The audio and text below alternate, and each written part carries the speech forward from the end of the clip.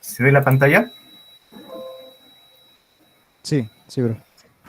Ya, listo. Entonces, ahora terminamos con gestión de los interesados. Están las diapositivas del capítulo 13. El control opuesto para el miércoles, pues el control de entrada de gestión de los interesados. Como siempre es un control de lectura, ¿no? Un control tipo PMP. Y luego acá está qué raro. A ver.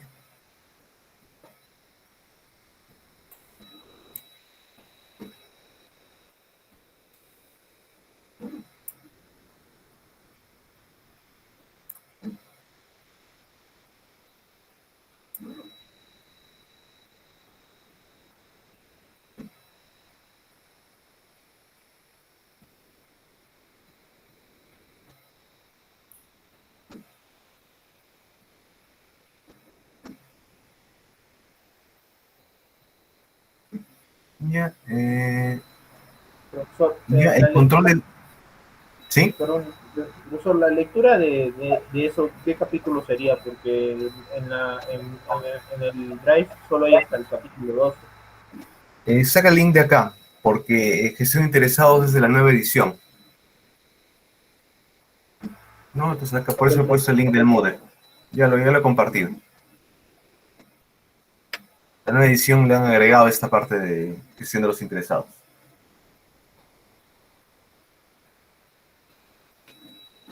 Ya, entonces, de ahí la lectura. Y el sábado de mediodía a medianoche también está el tipo PMP, también 5 preguntas. Y con eso completamos. El mismo sábado que voy a compartir voy a publicar las notas, antes de subirlas voy a publicar las notas permanentes. Bueno, el domingo en realidad, porque tienen hasta el sábado para entregarme estas prácticas, estos formatos. El domingo comparto las notas antes de subirlas y las subo antes del día del examen.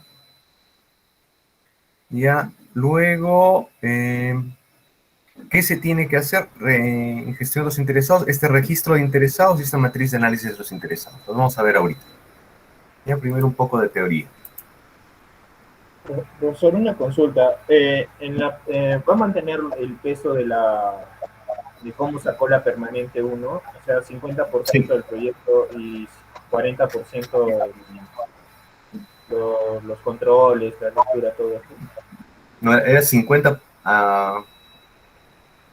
En la primera era 60-40, ¿no? Claro, sí. Sí, sí. Voy a mantener eso. Va a Ah, ser ya. igual que lo. Sí. Ya, profe. Tengo que Listo. adaptar un poco las. Sí, como hay números distintos, tengo que adaptar acá se adaptan los pesos, ¿no? Entonces, todavía voy a hacer eso domingo. Ya, profe. ¿Ya? Entonces, ¿quiénes son los interesados? Son las personas, grupos, organizaciones que pueden afectar o ser afectados por el proyecto. Y recuerden, porque lo vimos un poco en un capítulo anterior, que pueden ser afectados positiva o negativamente. ¿Ya? Entonces puede ser gente que esté a favor o en contra, dependiendo de cómo se le afecta, ¿no? Y la otra cosa y es el análisis básico que se hace de interesados, y el otro análisis que se hace es qué tanto poder tiene sobre la organización, sobre el proyecto, ¿no? Entonces, para ser un interesado, tienes que ser afectado por el proyecto positiva y negativamente, y tener capacidad de influencia en el proyecto, de alguna manera.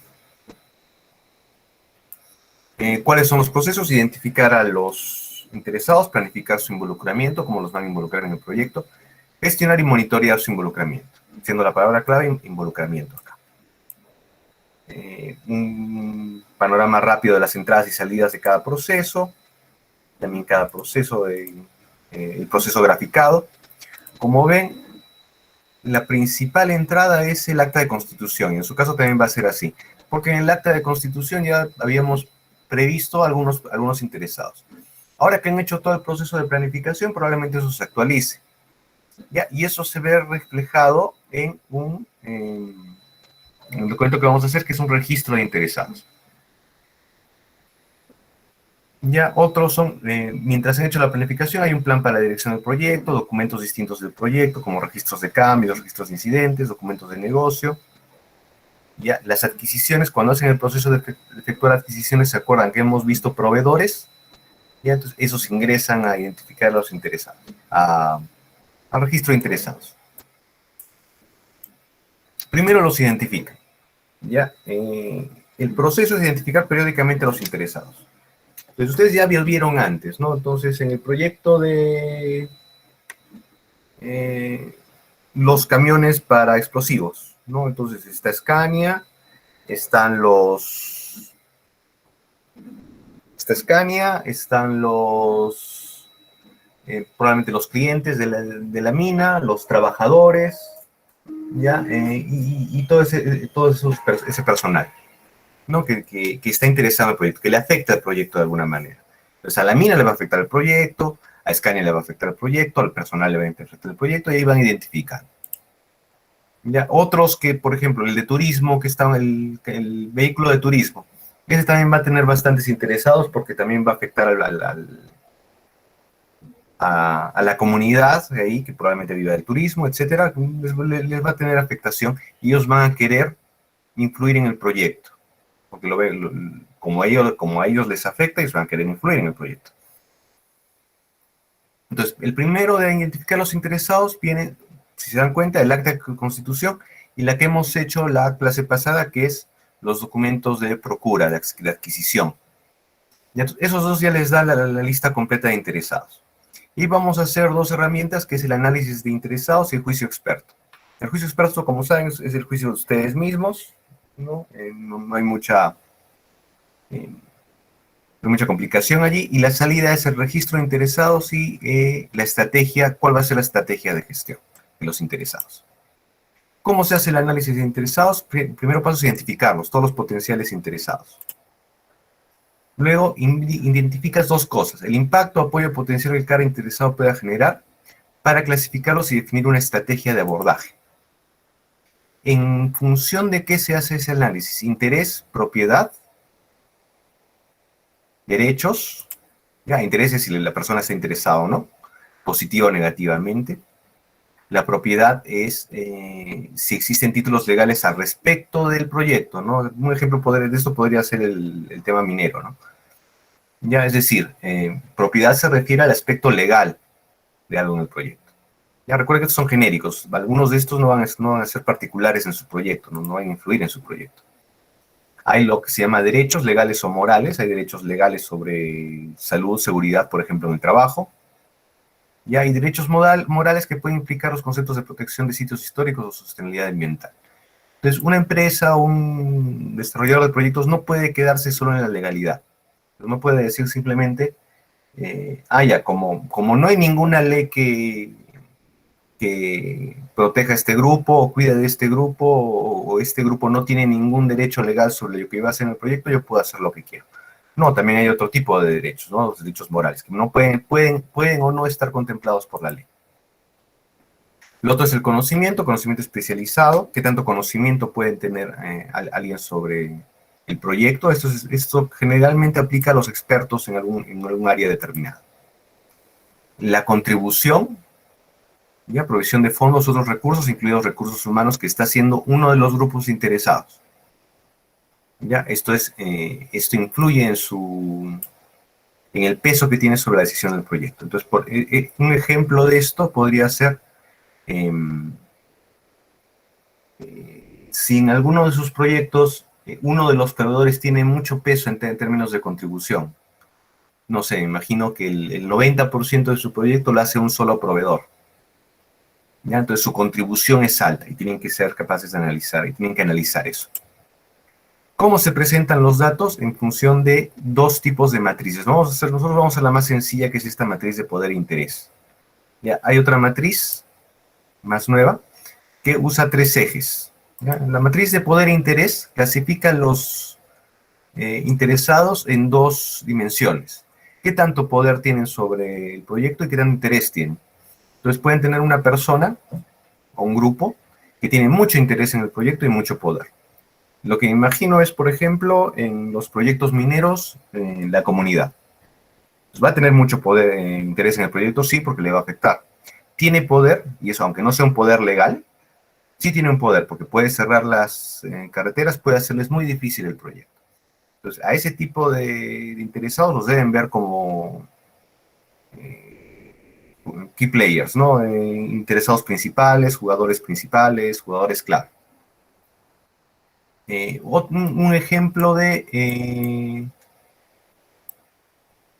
para este cuadrante de mucho poder y mucho interés son los que tienen que manejar más cercanamente, involucrarlos más, comunicarse más con ellos, consultarles más las cosas, ¿no? Etcétera.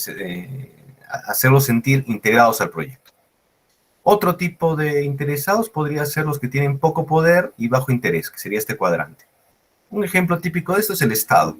El Estado en general tiene mucho poder para cerrar un proyecto, ¿no? O sea, para hacerle algo a un proyecto. Le quita una autorización del ministerio, le quita una autorización de la región, etc. Pero muchas veces tiene poco interés en el proyecto. Entonces a ellos simplemente es mantenerlos satisfechos. En algún caso parecido sería cumplir correctamente las regulaciones. Los que tienen poco poder y alto interés, ¿ya? Un ejemplo, ¿cuál podría ser? En una actividad minera,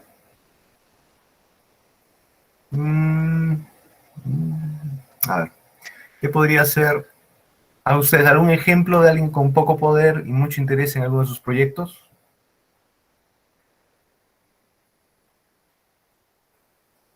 Se me ocurre, por ejemplo, en el caso de los hoteles, ¿no?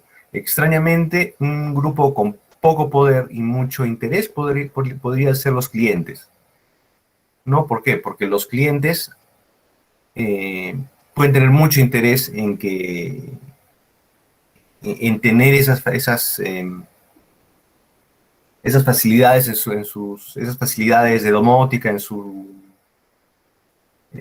visita, pero van a tener poco poder. ¿Por qué? Porque recién se van a dar cuenta de esas cosas cuando lleguen al hotel. Entonces no van a tener mucho poder directamente en el, en el proyecto. Para ese cuadrante, la estrategia es mantenerse informado. Entonces, lo que hay que hacer es mantenerlos informados de los avances del proyecto, digamos, ¿no? Entonces, en la página web pueden estar publicando que vamos a hacer esto, que vamos a hacer el otro. Y cuando hay poco poder y poco interés, el esfuerzo es mínimo, ¿no? El mínimo esfuerzo necesario para mantenerlos involucrados con el proyecto. Otro ejemplo de matriz se llama el cubo de interesados. ¿Por qué? Porque es de 3 dimensiones. Aparte de influir en poder e interés, aparte de evaluarlos de esa manera, lo divide en la actitud, que puede ser positiva o negativa. Entonces, ¿se recuerdan que les dije que en todos los casos de interés podría ser a favor o en contra? Entonces, esta matriz toma en consideración esto, ¿no? Y les da en este caso, como es 3 dimensiones, son 8 cuadrantes.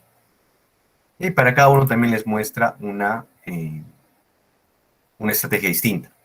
Modelo de prominencia, ¿ya? En este caso es un modelo en forma de un diagrama de Venn, ¿ya? Y te genera 3 tipos de estrategias, ¿ya?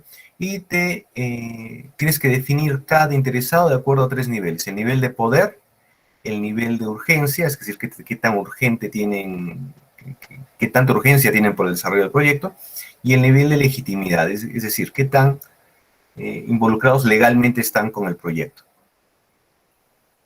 ¿Ya? Y como es un diagrama de Venn de 3 áreas, de 3 subregiones, entonces te forma en total 7 sectores. Y cada uno de esos sectores tiene un nombre y también se le va a dar una prioridad. Este modelo de prominencia es sobre todo para prioridad. Estos 3 sectores que tiene, este sector sobre todo definitivo, a los que se les llama definitivos, ¿ya? Tienen un gran poder, un gran poder de legitimidad y un nivel de urgencia alto. Básicamente, el que cumple siempre esos 3 niveles es el patrocinador del proyecto. Y para él se le da estrategia gestionar activamente. ¿Ya? Entonces tienen que gestionarlo activamente, es decir, tienen que estar todo el tiempo en contacto con él, tienen que involucrarlo mucho a este interesado. Hay otros 3 tipos que solo intersecan en 2 de los subgrupos, que son los peligrosos, los dominantes y los dependientes. Ya, dominantes porque tienen 2 cosas, tienen poder y aparte tienen un nivel de legitimidad. Peligrosos, ya, porque tienen un nivel de poder, tienen un nivel de urgencia, pero no son, probablemente no tengan un nivel de legitimidad. Entonces, las acciones que podrían tomar estas personas en contra del proyecto, probablemente podrían ser acciones ilegales. Por eso se les llama peligrosos, porque son difíciles de predecir. En este ejemplo también estaría, por ejemplo, las comunidades que se opongan a un proyecto, por ejemplo, minero. Este nivel 4 es dependientes. Tienen un gran nivel de urgencia, tienen un gran nivel de legitimidad, pero no tienen un buen nivel de poder. Es decir, no podrían hacer nada al respecto. Acá podría estar en determinadas situaciones, sobre todo en determinadas situaciones en que, no es el caso de Perú, pero en determinadas situaciones en que los sindicatos o los trabajadores no tengan mucho poder. O sea, por ejemplo, la que se me ocurre es cuando se trabaja con services, por ejemplo. En el caso de services, ya tienen tienen un nivel de legitimidad porque se les protege legalmente cuando trabajan para un proyecto minero, pero en el fondo no tienen mucho poder porque hay 2 grados de separación con los gestores del proyecto. Entonces se les podría considerar dependientes, ¿no? Porque dependen tienen una gran dependencia porque no tienen poder. No son independientes porque no tienen poder. A ellos se les da la instrucción mantener informado.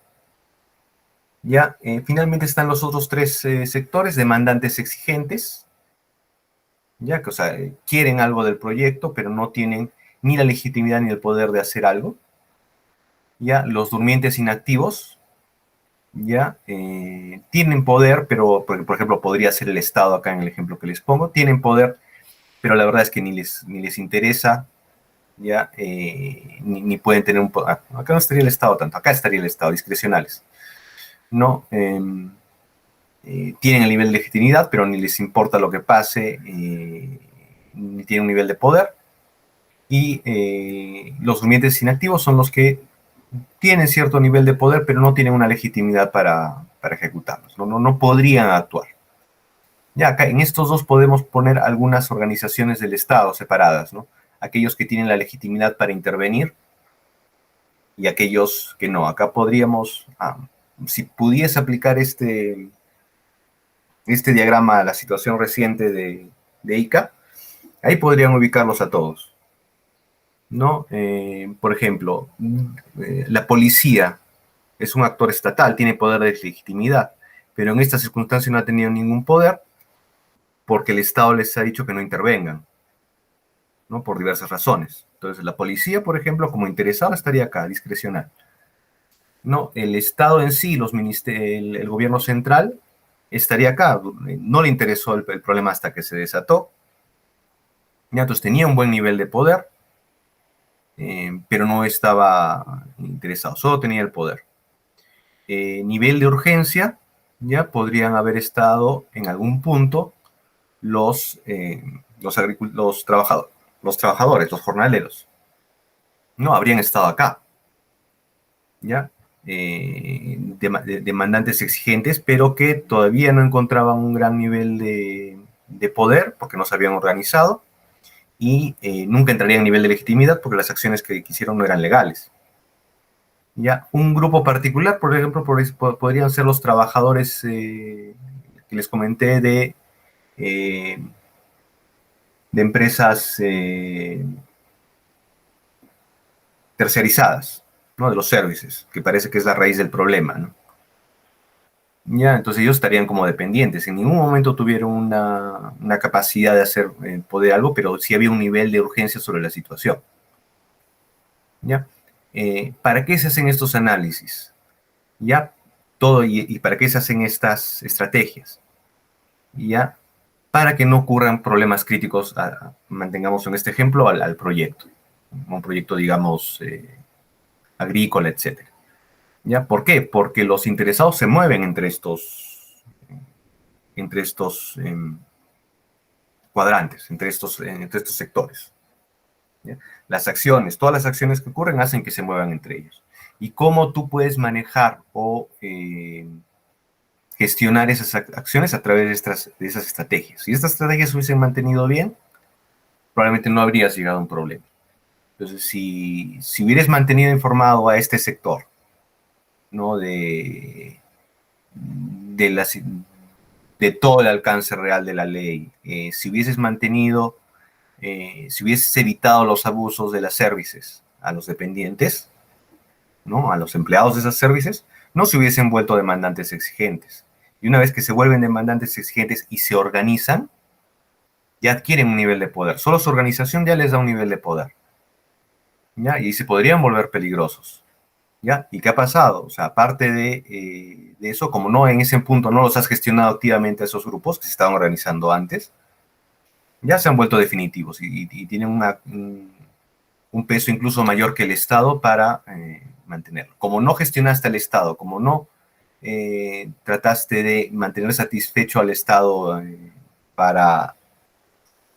sobre los problemas que estaban acá, sobre cómo se estaba gestionando Sunafil en Ica, ya que había problemas con la gestión de Sunafil en Ica, el Estado se quedó como durmiente inactivo, en vez de tomar el rol que debió haber tomado de dominante. Entonces, todos estos análisis, bueno, es fácil hacerlos ex post, pero son el tipo de análisis que se tienen que hacer cuando gestionen un proyecto, cuando gestionen interesados. Porque lo que no quieren es que los interesados se muevan para malograr su proyecto. Y ojo que todo eso hubiese acabado con todos contentos, que es lo que habíamos visto cuando vimos una parte de negociación, ¿no? En negociación, todos tienen que estar al menos en algo satisfechos. Si descuidas a tus interesados, lo más probable es que se vayan en contra del proyecto o deje de interesarles el proyecto. Una vez que hacen estas estrategias, que hacen este análisis, planifican el involucramiento y desarrollan enfoques basados en las estrategias que hemos visto, con base a sus necesidades, expectativas, intereses y posible impacto en el proyecto. Y ahí recién pueden empezar a gestionarlos. ¿Ya? ¿Cómo vamos a ver esto en la práctica? Van a hacerme dos. El registro de interesados, ya que es este. Ya, entonces me van a hacer, yo les voy a pedir por lo menos 5 interesados. Algunos con variación de poder, pero al menos uno de ellos tiene que tener un interés positivo o negativo, ¿no? O sea, por lo menos no pueden ser ni todos positivos ni todos negativos. Para cada uno de ellos me ponen su posición, rol, información de contacto, requerimientos en general, ojo, que es lo que requiere esta persona o este grupo del proyecto, expectativas, ¿ya? Que no es lo que requiere del proyecto, sino que esperaría del proyecto, su influencia, ¿ya? Y su clasificación. ¿Ya? ¿A qué me refiero con influencia? ¿Ya? Acá le van a poner alta, media o baja. ¿Ya? Y en clasificación me van a poner el resultado del análisis de acá. ¿Ya? Acá van a poner, solo me van a hacer la matriz de análisis de interesados para poder e interés. Entonces los van a poner en cada uno de ellos. Entonces digamos que el interesado I1, ¿no? Que sea la comunidad en caso de un proyecto minero, I1. Entonces va a salir con poder alto, interés alto. Entonces, ¿cuál va a ser su estrategia según la teoría? ¿Ya? Es un key player y por lo tanto tienen que mantenerlo lo más integrado posible. ¿Ya? Entonces acá van a decir clasificación y le van a poner poder alto, interés alto. ¿Ya? Y simplemente así me van a hacer el control. Entonces acá yo voy a comparar esta clasificación con el otro. Ya es mucho más sencillo que los otros temas. Una vez que los tienen clasificados así, ¿qué harían?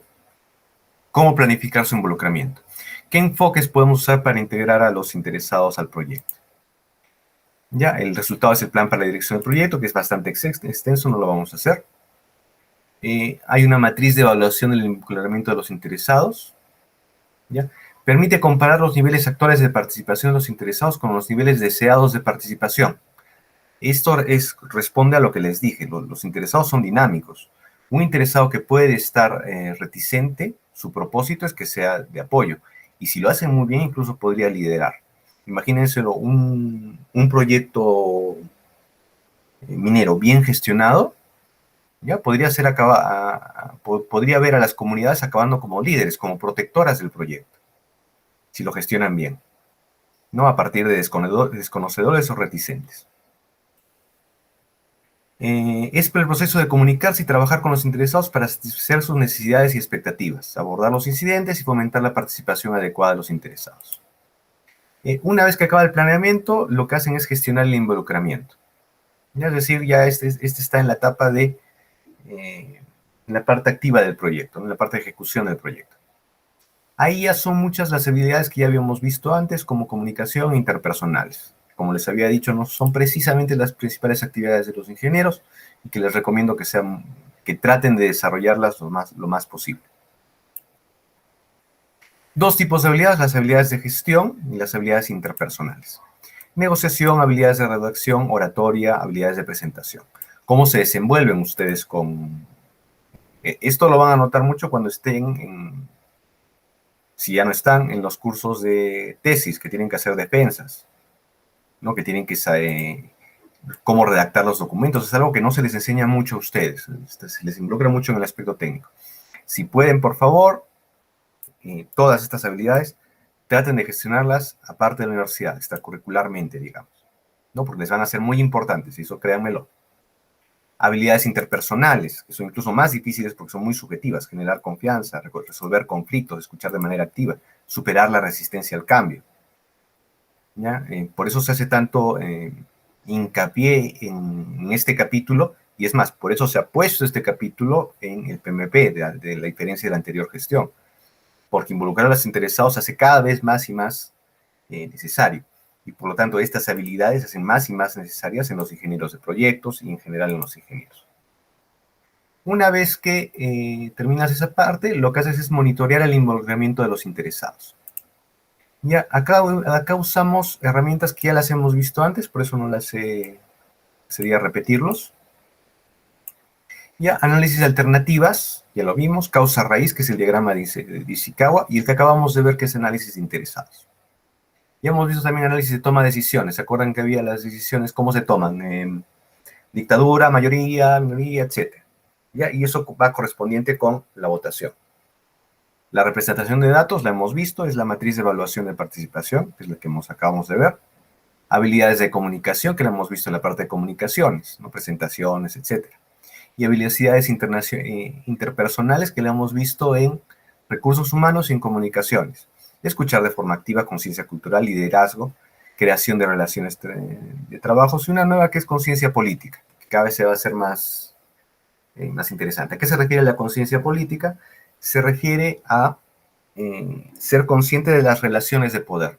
Siempre que escuchen política, en el fondo es relaciones de poder. Y es lo que tienen que tratar de gestionar. Entonces, estas son las herramientas de gestión de interesados. Ya, ¿cuál van a ser? Esta 10.1 y 10.2. Como les dije, 5 interesados, los clasifican, ponen acá lo que requieren. Recuerden que estos requerimientos y estas expectativas son análisis. Ya, influencia también de influencia y clasificación salen de esta parte. Ya, entonces, esas dos matrices, por favor. Consultas, preguntas. Esto es para el sábado hasta medianoche. El sábado en la mañana las voy a revisar junto con todo lo demás, dicho sea de paso, por si tienen alguna duda adicional, porque ya el domingo ya empiezo a calificar todo eso. ¿Consultas, preguntas? El día sábado, entonces, profe, deben estar colgados todos los trabajos, ¿verdad? En la plataforma, o también vale en el Moodle. No, solo vale lo del Moodle. Solo vale lo del Moodle. Ya el sábado lo revisamos en la mañana, ya para cada uno de sus grupos. Si quieren revisar otra cosa de las que quedan pendientes, porque lo he extendido. hasta el sábado, de manera que la versión que suban el sábado a medianoche, esa ya es la definitiva, con esa se hace la calificación.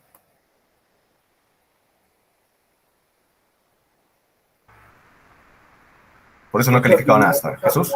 Sí. El profesor, durante la semana va a ir calificando los trabajos o solo el sábado va a calificar todo. No, el sábado al domingo. Porque van a tener todavía esta semana para hacerle cambios, ¿no? O sea, si quieren afinar, tienen esta semana. Y yo los califico el domingo, ¿no? O sea, mejórenlos lo más que puedan hasta el sábado, de manera que el domingo ya los tenga yo, empiezo a calificar. Ah, ok, profe. Ya, gracias. Sí. El domingo mismo en la noche, con suerte, bien de noche, ya les pongo ya voy a publicar las notas, las voy a publicar en el Excel que tenemos, en el Excel que sale en la raíz, ahí van a estar las notas. Ahí las revisan, por favor, porque yo las voy a subir justo antes del final. Profe, una consulta, ¿todos los exámenes valen por igual? No, lo estoy dividiendo, o sea, cada capítulo ya tiene el mismo valor. Ya, entonces en total, ¿cuántos hemos hecho?